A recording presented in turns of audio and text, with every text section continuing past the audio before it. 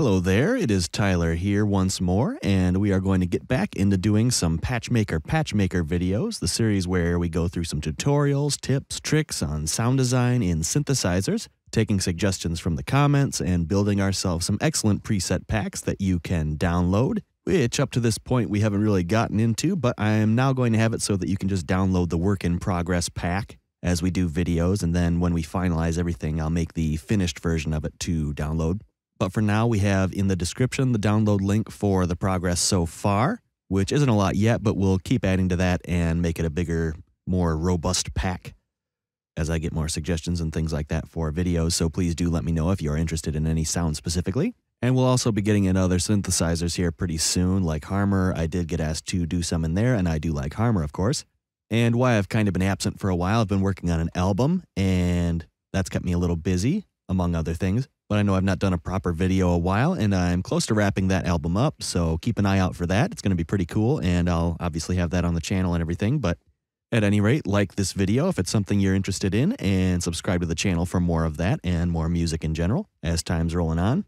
But let's now get into the sound design of a vibrato lead.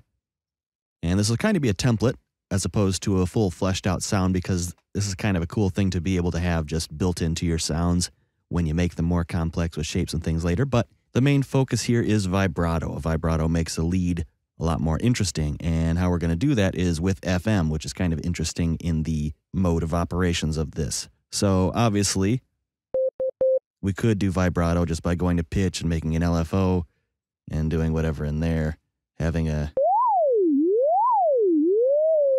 that sort of thing happen. And you could control that by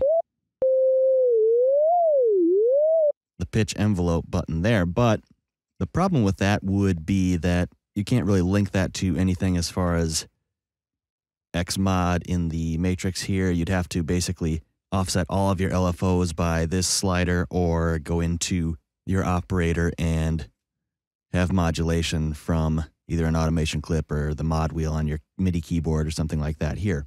So what we're going to do is, instead of all that, we're not going to do anything with pitch. We're actually going to use an operator with frequency modulation.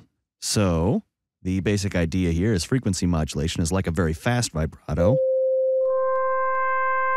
where it actually just shapes the sound. But if we have a slower oscillation, so we'll actually turn down the ratio for the pitch of this operator and instead just have a hertz value, you can see that we're starting to get a little bit of vibrato at a rate.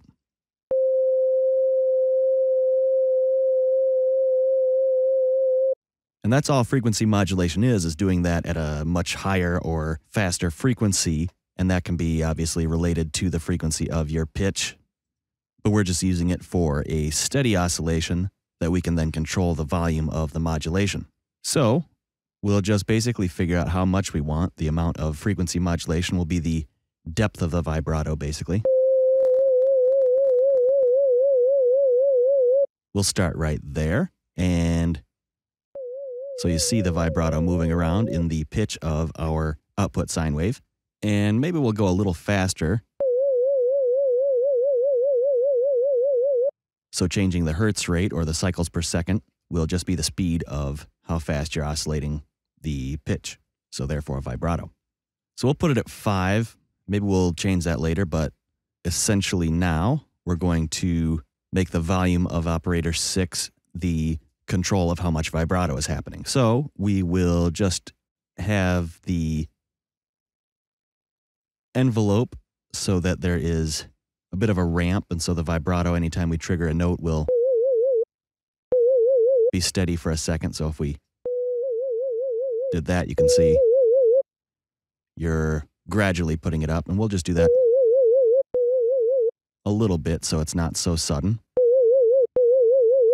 And then we're going to take the volume and link that to the mod X, just simply giving it a straight line so that as we move X, you'll see in 6 here, this line is the position of mod X, and as you move it, you'll be in different places, and you'll have a gradual increase of the volume, since mod X is modulating the volume, and you can have a large amount or none of that parameter in Sytrus working. So as we turn up X,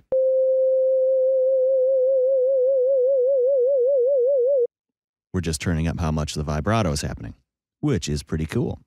I'm actually going to go a little faster. We'll set it there. That seems about right. And any of these little adjustments make it easy to work with. We can have the maximum be a little lower just by doing that. And we'll actually route through a filter.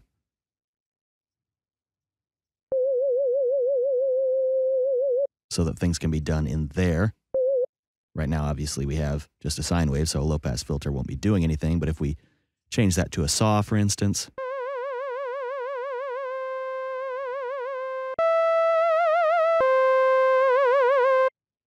we can do things like that to make a lead. We can make it monophonic, which would make it so we only have one note played at a time. And it'll slide in between.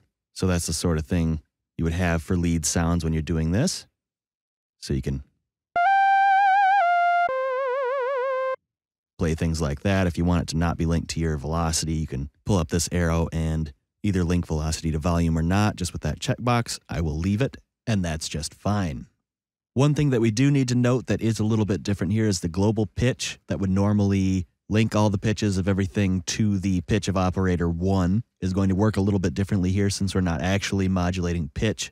We're using the FM. So say you have that on and you have operator 1 and you want operator 2 to also be working. Normally, the pitch of operator 1 would be copied to operator 2 and they would be in unison with each other. But since we're actually doing it with FM, one of them remains at the pitch they're at because operator 2 or any of the other operators will remain at their pitch since it's actually not what Sytrus understands as pitch that is being modulated.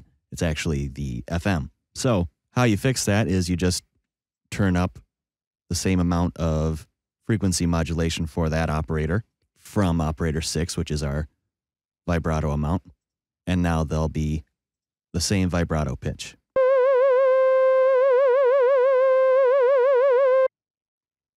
And you obviously want to be close. They could be slightly off and you won't hear anything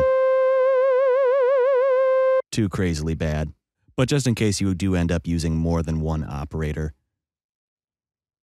and you're noticing that your notes are actually detuned from each other, it's because the global pitch is not the same as your FM amount, basically. However, it's all dealing with frequency.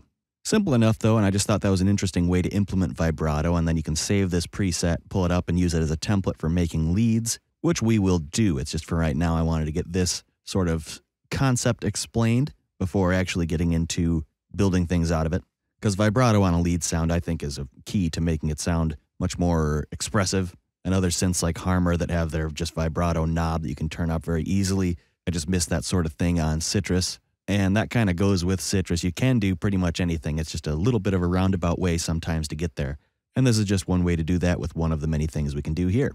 So do give me a like and subscribe to the channel and everything like that, if that's something you'd be interested in doing. And leave me a comment to let me know if you're interested in some other kind of sound or what you might think we want to get into next or in the future. And we'll keep adding to this pack of presets that we're making for the Patchmaker series. And you can download it in the description as it's in progress. And then when it's finally complete, I'll have that available obviously as well. But for now, that will do it. And I will see you soon. Bye-bye.